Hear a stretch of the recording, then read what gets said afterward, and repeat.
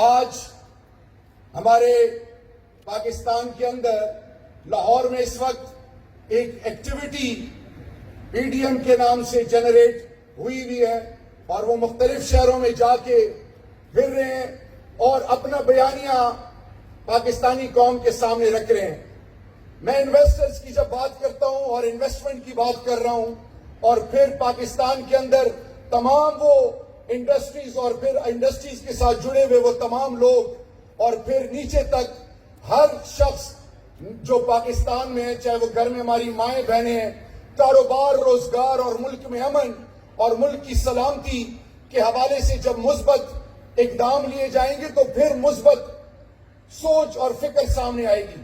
لیکن بدقسمتی سے یہ جو بیانیہ پیش کیا جا رہا ہے اور پچھلے 40 سال سے یہ 11 پولیٹیکل پارٹیز ان کو موقع اسی عوام نے، اس ملک کے عوام نے دیے اور اینڈ ریزلٹ کیا ہوا کہ نعرے بڑے لگے، قرض اتارو، ملک سنوارو، ایشین ٹائیگر، پاکستان مقروض در مقروض تو ہوا لیکن پاکستان کو اس مقام پہ نہ پہنچایا گیا کیونکہ پاکستان کے فیصلے باہر ہوتے تھے. آج یہ 11 پولیٹیکل پارٹیز کے جتنے بھی سیاسی مداری ہیں یہ ایک دفعہ پھر قوم کو گمراہ کرنے کے لیے نکلے ہیں. حالانکہ انہوں نے فارم فاٹا کے الیکشنز میں، اسی طرح گلگت بلتستان میں ہر جگہ یہ ریجیکٹ ہوئے. اگر جس طرح موزی جو ہے اور کووڈ جو دو طریقوں سے پوری دنیا کے امن اور اس خطے کے امن کے ساتھ کھلواڑ کر رہا ہے، جس طرح وہ مائنورٹیز کے ساتھ کر رہا ہے، اور یہاں پہ پی ڈی ایم تیسری وہ ایک ایسی علامت بن گئی ہے جو ملک کی سلامتی کے خلاف ہے. یعنی آپ کہتے ہیں کہ ووٹ کو عزت دو. گلگت بلتستان اور اس سے پہلے فاٹا میں آپ نے دیکھا، آپ نے کہا کہ جی پارلیمان میں واپس آؤ، ہم نے جب استعفے دیا آپ نے مذاق اڑایا. اب آپ وہ سب کچھ کر رہے ہو لیکن آپ کو جب پرائم منسٹر کہتے ہیں کہ جب آپ نے 2013 کے الیکشن کو کہا کہ آروز کے الیکشن تھے، 2018 کے الیکشن جو ہیں، ہم آپ سے بار بار ایک چیز کہہ رہے ہیں کہ کوئی حلقہ، علی امین گنڈاپور نے کہا مولانا فضل الرحمان پی ڈی ایم کے چیئرمین کو کہ جو حلقہ آپ کو پسند ہو اس کو آپ نامینیٹ کریں، کھولیں پرائم منسٹر، ہم دوبارہ الیکشن. لیکن ان کے پاس نہ کوئی سوچ ہے نہ کوئی فکر ہے. مودی کے بیانیے پہ چل رہے ہیں. ملک کے اندر اگر بدامنی آتی اور پھر سب سے زیادہ کووڈ سے آج اسپتالوں میں جو حالت ہے، اسپتالوں کے علاوہ کووڈ جس طرح دوبارہ پیک کی طرف جا رہا ہے، تو یہ جو عوام کی زندگیوں سے کھیلنا ہے. اور آپ تو کہتے تھے ایوان میں آئے اور ایوان کے تھرو مسئلے حل کریں. اب آپ آج ایوان کا راستہ بھول گئے ہیں. تو قوم کو یہ بتانا ہے کہ آج پاکستانی قوم میں جب ایسی انیشیٹو آئے کہ ریاست کووڈ میں بھی 220 ارب روپے پہلے فیز میں یتیم، نادار، مسکین، پاورٹی لائن کے نیچے رہنے والے 1 کروڑ 25 لاکھ لوگوں کو پہنچائے. اب فیز 2 سٹارٹ ہونے والا ہے احساس کے تھرو. اسی طرح ہر صوبے میں جب ہم بات کرتے ہیں ہیلتھ کارڈ کی، عام آدمی کی بات ہو رہی ہے.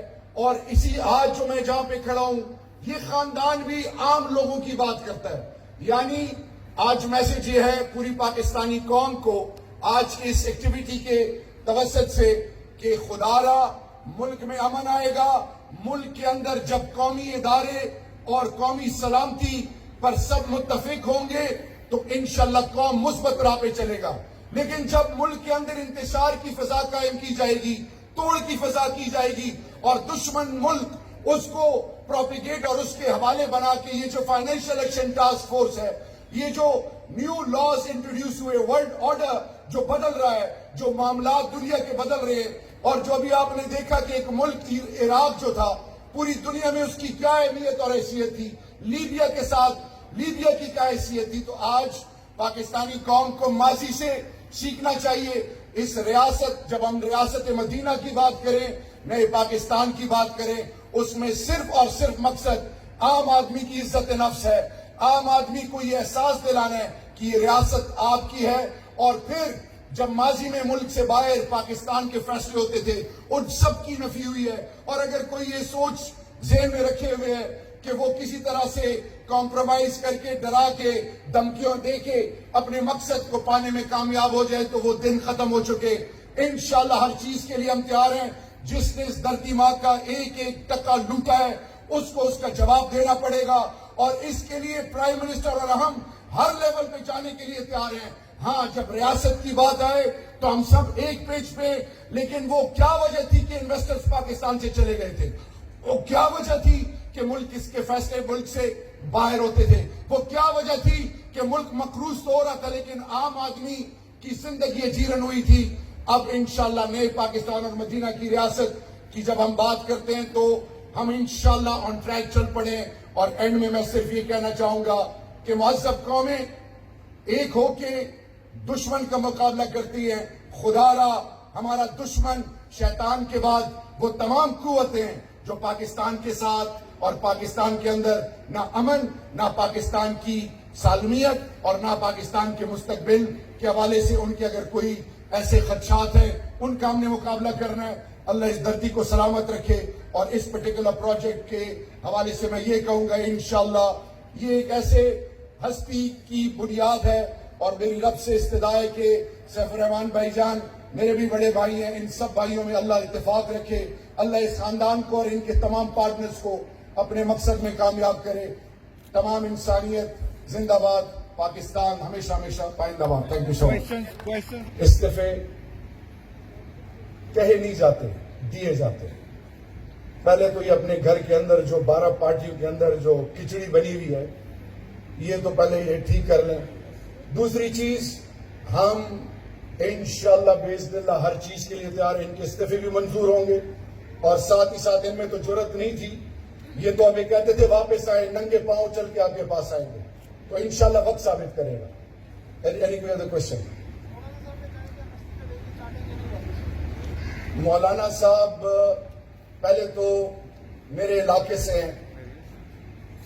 صرف میں اتنا کہنا چاہوں گا کہ کشمیر کمیٹی کے ساتھ جو انہوں نے کیا وہ پوری قوم اور سب کے سامنے, اور جو بھی وہ کر رہے ہیں ان کو یہ احساس ہو جانا چاہیے کہ وہ دن اب گئے کہ مسجد کے ممبر کو استعمال کر کے ابھی وہ مختلف حربے استعمال کر رہے ہیں, لیکن انشاءاللہ اس chapter is over forever. Thank you so much. Thank you sir.